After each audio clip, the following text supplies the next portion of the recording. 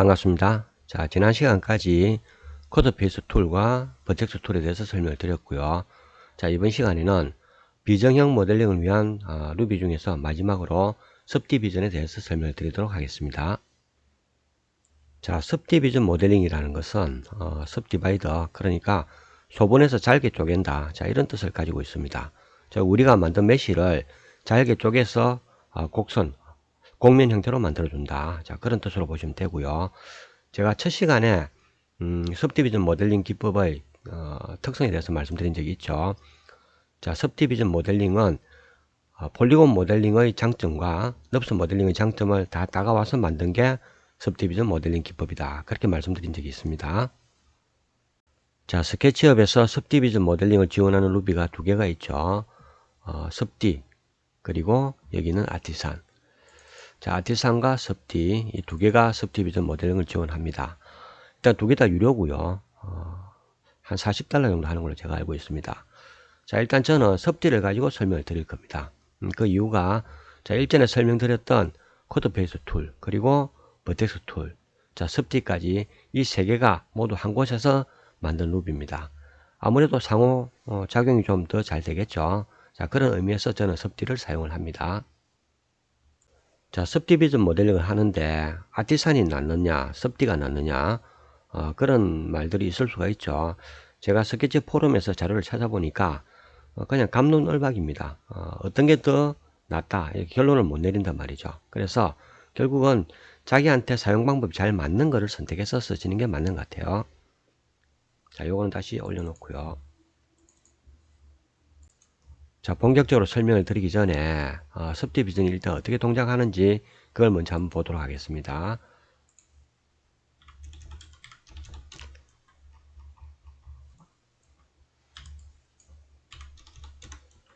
자, 이런 형태의 도형을 하나 만들었는데 정육면체죠.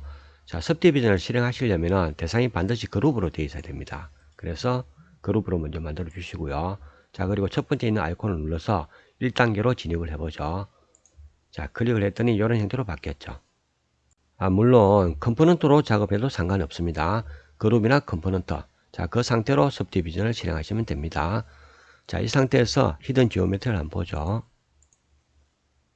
자, 히든 지오메트리를 보니까 본래 사각형이 이렇게 잘게 쪼개지면서 점점 곡선화되고 있죠. 자, 다시 인크리스 플러스 버튼 눌러서 한 단계 더 높여보죠. 자, 이게 이제 2단계가 되겠죠. 좀 더 짧게 쪼개졌죠. 그리고 점점 더 구의 형태를 닮아갑니다. 그렇죠. 자, 이게 3단계. 자, 마지막 4단계입니다. 자, 훨씬 복잡하게 쪼개졌죠. 그리고 모양은 거의 구의 형태가 다 됐죠. 완전한 구라고 봐야 되겠죠. 자, 이 상태에서 이 부분을 클릭을 해보면은 원래 있던 사각형 메쉬가 그대로 선택이 되죠. 자, 이렇게 잘게 쪼개져 있지만은 subdivision 안에서는 이 전체를 한 개의 메쉬로 인식한다, 이렇게 보시면 됩니다.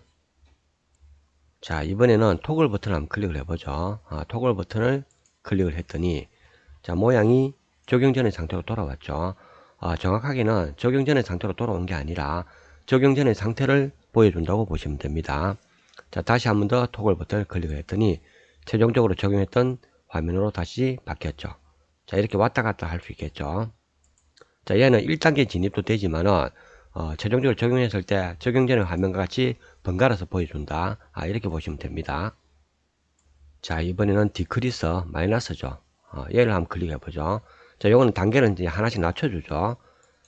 자, 3단계로 돌아왔고요. 2단계. 그리고 이 상태에서도 온오프가 가능하겠죠. 이렇게.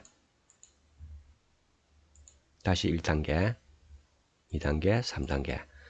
자, 이렇게 하면은 요 세 개 쓰는 방법은 아시겠죠? 자, 얘는 전부 다 삼각형으로 이렇게 쪼개져 있지만은 본질은 코드 메쉬입니다. 코드. 검사를 한번 해보죠. 자, 검사를 했더니 전부 녹색이죠. 녹색이란 거는 얘가 지금 코드 메쉬로 되어 있다, 그 말이죠. 자, 이거는 지우고 다른 그림을 한번 그려보죠.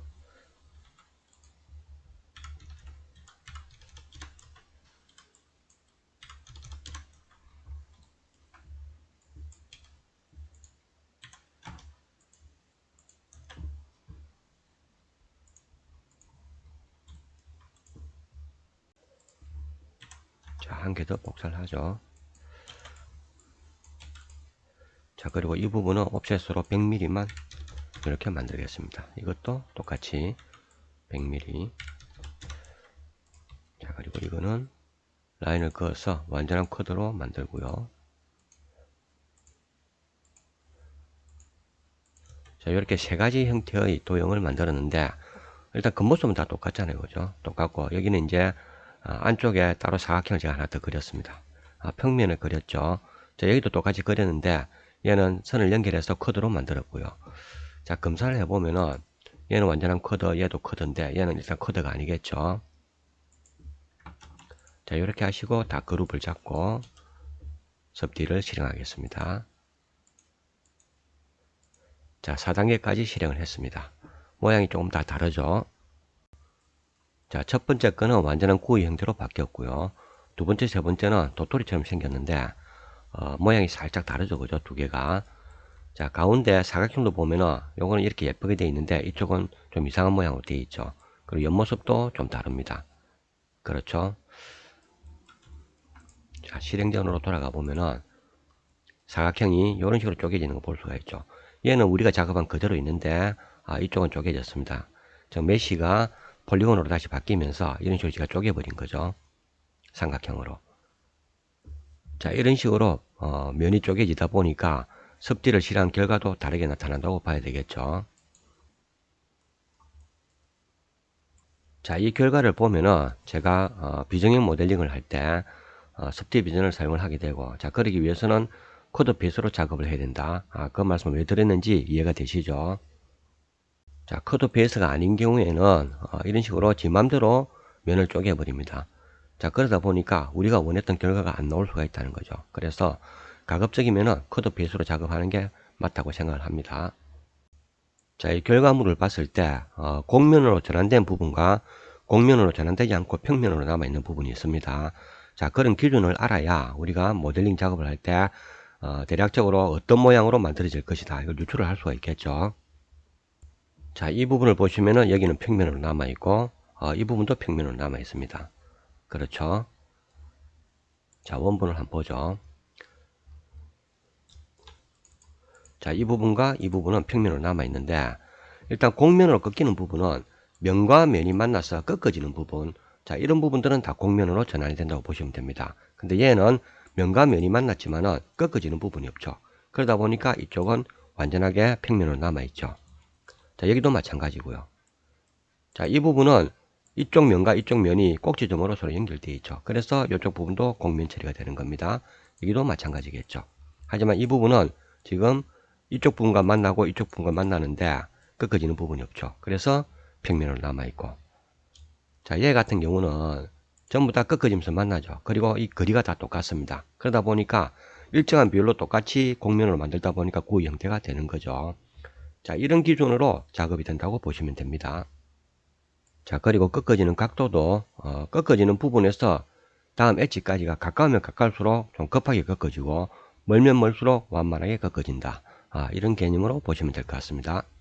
그리고 이 상태에서 도형을 만약에 수정을 해야 된다, 원하는 형태가 안 나와서 수정을 해야 된다면은, 자, 결과물을 보면서 결과물 상태에서 수정을 하시면 안 되고요. 자, 원본으로 돌아가서 이 상태에서 수정을 해 주셔야 됩니다.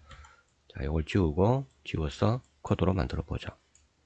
자, 이렇게 하고 바로 적용을 하면은 바로 변경된 걸로 적용이 됩니다. 자, 이렇게 나오겠죠, 모양이. 이것과 이거는 이제 똑같은 모양이 됐죠. 자, 이런 식으로 원본을 보면서 원본에서 수정을 해 주시면 됩니다.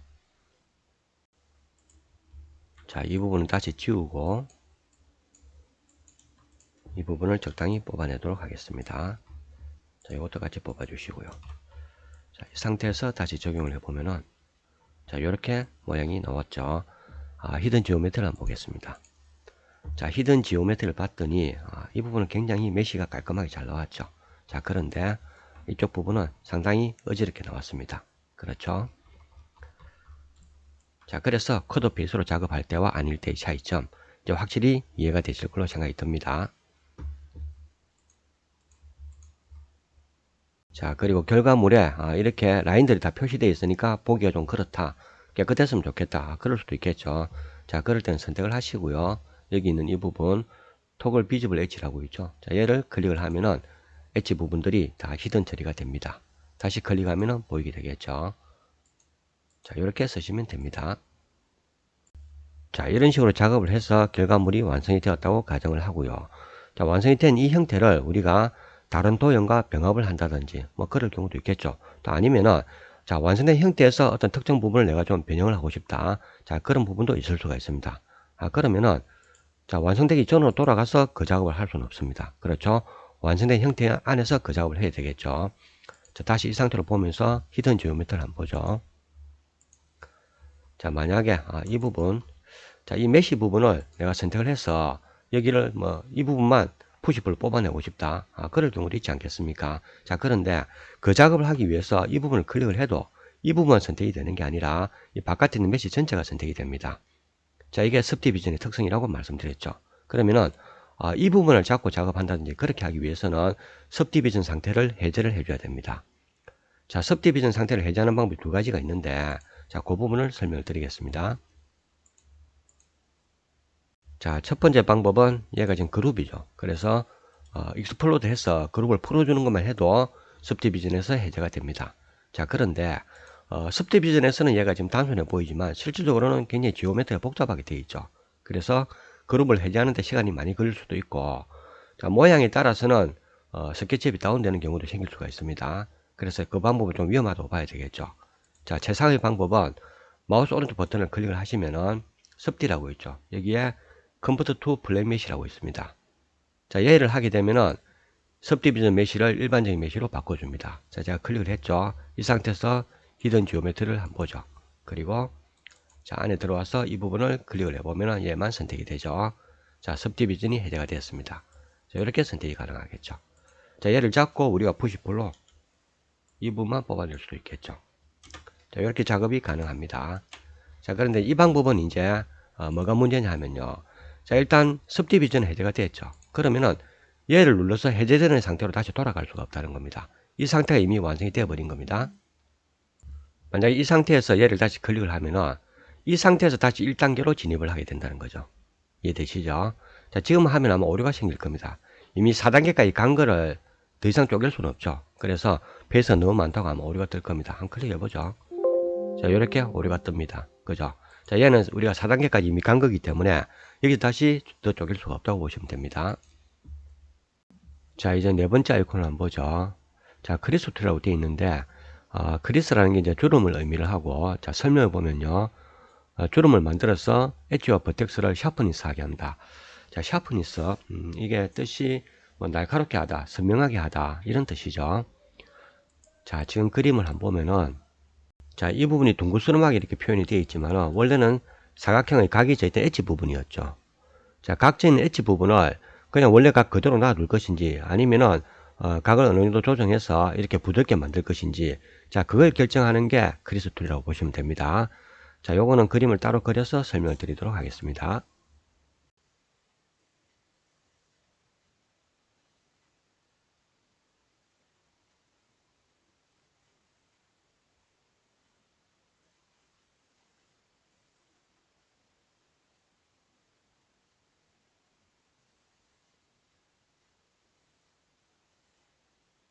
자, 먼저 이거 하나만 그룹으로 만들어 주시고요. 그룹 안에 들어와서 자, 크리스 툴을 클릭을 합니다. 일단 크리스 툴 설명을 보시면은 엣지와 버텍스에 대해서 샤픈을 할 수가 있다. 이렇게 되어 있죠. 자, 클릭하시고요. 엣지 부분에 마우스를 가져가면은 숫자가 나오죠. 자, 이게 이제 샤픈을 먹일 범위인데 클릭을 하신 다음에 드래그를 합니다. 이 부분을 잡고 위로 드래그를 하면은 숫자가 올라가죠. 자, 최대치가 1입니다. 그리고 최소치가 제로가 되겠죠. 그럼 0인 상태는 샤픈을 하나도 안 먹인 상태, 1인 상태는 최대치로 먹인 상태. 자, 이런 식으로 될 거예요. 이렇게 하시고, 자, 만약에 이 꼭지점이죠. 꼭지점도 우리가 가지고 가면 이렇게 치수가 뜨죠. 똑같은 방법으로 클릭하셔서 들어가면은 1까지 먹일 수가 있고, 아니면 제로면은 하나도 안 먹인 상태. 자, 이런 식으로 되겠죠. 자, 이거는 섭디비전을 온 시키기 전에 값을 미리 줘놓고 섭디비전 작업을 할 수도 있고요. 아니면 결과물을 보면서 다시 조절할 수도 있습니다. 일단 작업을 먼저 하죠. 자, 1단계, 2단계, 3단계, 4단계까지 왔습니다. 그리고 이 상태에서 얘를 클릭을 하고 조절이 가능합니다. 자, 엣지 부분 클릭하고 잡고 제가 1까지 줘보겠습니다. 자, 1을 줬습니다. 그랬더니 이 부분만 각이 살아있죠. 이렇게 살아있습니다. 그렇죠. 자, 나머지 부분, 자, 이 부분 연속으로 잡으려면 Shift 키 누르고 잡아주시면 됩니다. 아니면 컨트롤 키 누르고 잡아도 되겠죠. 자, 이렇게 연속으로 잡아주시고 3개 중에 1개를 잡아도 상관없겠죠. 지금 3개가 다 선택이 되어 있으니까 3개 중에 어떤 1개만 수치를 올려도 다 같이 올라갑니다. 자, 클릭해서 이렇게 1까지 올려보죠. 자, 그러면은 이런 형태가 되겠죠. 자, 이렇게 보시면은 윗부분은, 자, 이 부분이죠. 여기는 각이 완전히 살아있고 아랫부분만 곡선으로 변환이 된 걸 볼 수가 있겠죠. 자, 이번에는 꼭지점만 잡고 작업을 해보죠.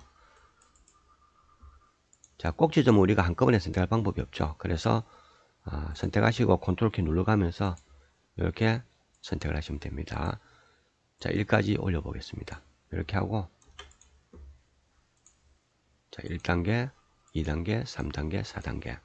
자, 여기를 보시면은 꼭지점만 각이 살아있고 엣지 부분은 둥글게 처리가 된 걸 볼 수가 있죠. 그래서 이런 모양이 나오게 됩니다.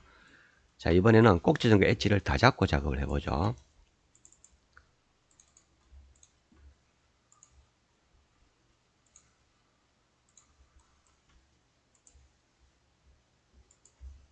자, 1까지 올려주겠습니다. 그리고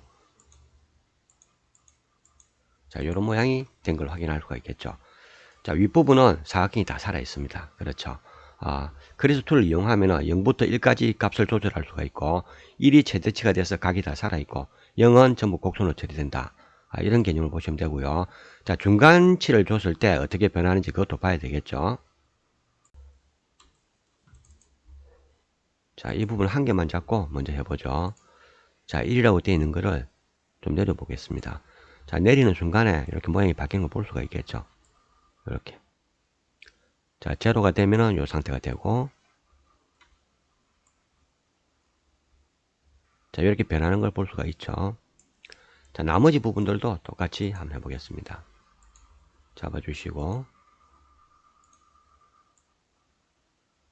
자, 이렇게 하면은 이런 모양이 되겠죠. 자, 이해되시죠? 이렇게 하셔도 되고, 자, 그리고 여기도 마찬가지겠죠.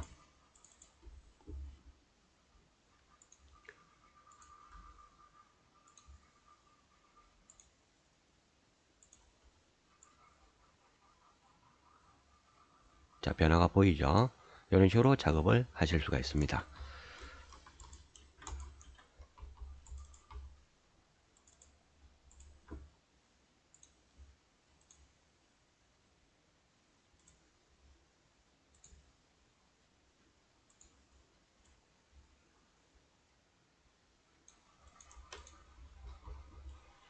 자, 이렇게 변화되는 걸 볼 수가 있죠.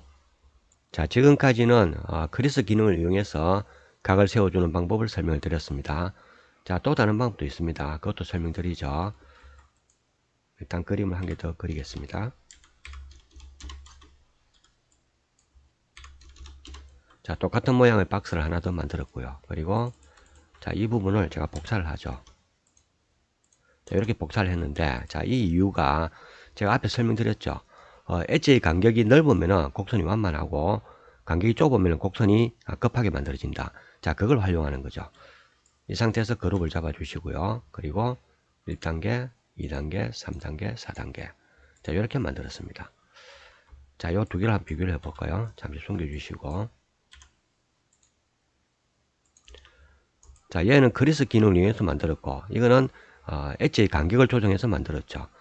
자, 모양은 비슷합니다. 물론 제가 간격을 좀 넓게 했기 때문에 약간 더 완만하게 만들어졌는데, 좁으면 좁을수록 요 비슷한 형태가 나오겠죠. 자, 이렇게 하면 훨씬 더 자연스럽게 만들어집니다.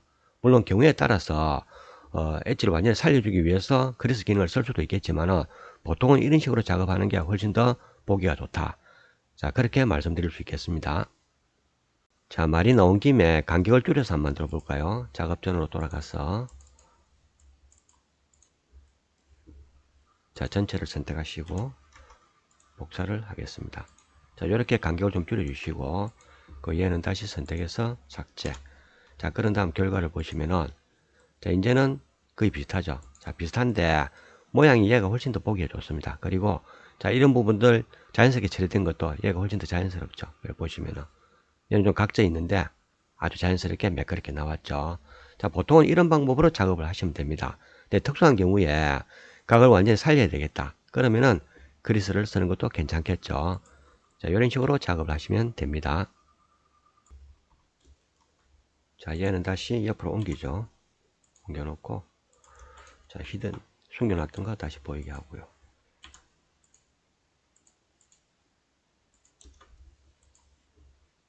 자, 그리스 작업을 할 때는 그리스 그러니까 샤픈의 정도를 설정하는 수치가 있었죠. 자, 그 수치 범위를 설정하는 옵션이 몇 가지가 있는데 뭐 크게 의미는 없습니다. 의미는 없는데, 자, 그것도 있는 기능이니까 한번 설명을 드리도록 하겠습니다. 자, 그림을 따로 하나 더 그리죠.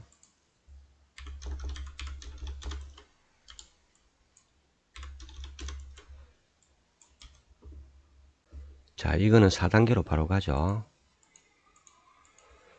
자, 제가 지금 설명을 드리기 위해서 4단계로 이렇게 작업을 하고 있지만, 일반적인 경우라면 2단계, 3단계 정도만 해도 충분합니다. 이런 식으로 뭐 굴을 만드는 게 아니라면 굳이 4단계까지 할 필요는 없고요. 단계가 올라갈수록 그만큼 나중에 일반 메쉬로 전환을 했을 때 구조가 굉장히 복잡하게 됩니다. 그래서 한 2단계, 3단계만 해도 충분한 거는 자, 그 정도만 하시면 됩니다. 자, 그리스 툴 선택하시고 이 면을 더블 클릭하면은 자, 엣지 쪽에 있는 4개는 동시에 이렇게 선택이 되겠죠. 자, 이 부분을 자꾸 올리면은 1, 0. 자, 조절 범위가 0부터 1까지 이렇게 조절이 됩니다.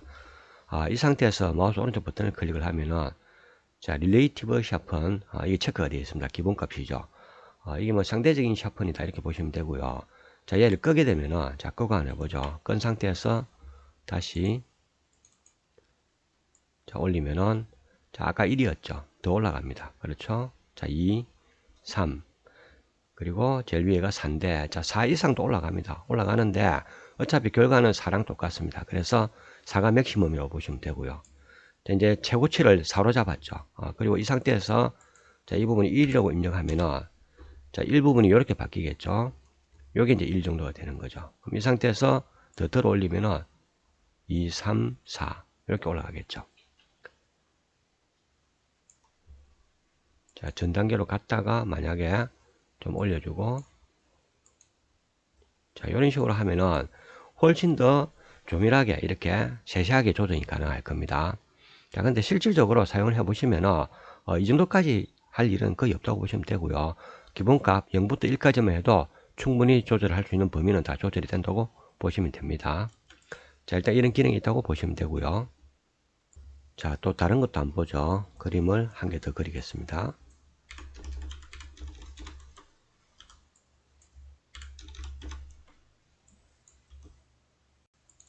자, 다시 크리스 선택하시고 마우스 오른쪽 버튼을 클릭하면 아래쪽에 인피니티라고 되어 있죠. 자, 얘는 뜻이 이제 무한대라는 뜻이죠. 자, 요건 어떻게 쓰는 건지 또 한번 보겠습니다. 자, 양쪽 끝 두 개를 잡고요. 크리스터. 자, 무한대를 쓰시려면은 지금 릴레이티브 상태죠. 릴레이티브는 우리가 설정할 수 있는 최고값이 1입니다. 그렇죠. 자, 이런 조정 범위가 작기 때문에 사실 무한대는 큰 의미가 없습니다. 그래서 얘를 꺼서 값을 좀 높여보죠. 자, 한 이 정도 하겠습니다. 최고값은 우리가 4를 줄 수가 있죠. 자, 이 정도까지 주시고, 그리고 얘는 자, 무한대로 만들어 보죠. 이렇게 하니까 이 표시가 무한대 표시로 바뀌었죠. 자, 이 상태에서 1단계. 1단계를 하니까 무한대는 이 값이나 똑같겠죠. 자, 2단계. 역시 마찬가지고 3단계. 자, 3단계 정도 되니까 이렇게 이 값이 약간 곡선화가 되죠. 자, 무한대는 그대로 이렇게 되어 있습니다. 자, 마지막 4단계. 이렇게 바뀌겠죠. 즉, 무한대라는 게 우리가 설정할 수 있는 최고치 값이라고 보시면 됩니다. 자, 그런 의미로 보시면 될 것 같고요. 그래서 뭐 실질적으로 사용을 하다 보면은 그냥 최고값을 다 주는 거나 무한대나 똑같다. 이렇게 보시면 될 것 같습니다. 자, 설명을 드리다 보니 녹화 시간이 벌써 25분이 넘어가는 것 같습니다. 자, 이번 시간은 뭐 그리스 부분까지만 설명드리는 것으로 하고 아직 설명드리지 않은 부분이 좀 있는데, 자, 그 부분은 다음 시간에 계속해서 설명을 드리도록 하겠습니다. 자, 이번 시간은 여기서 마치기로 하겠습니다. 시청해 주셔서 감사합니다. 다음 시간에 뵙겠습니다.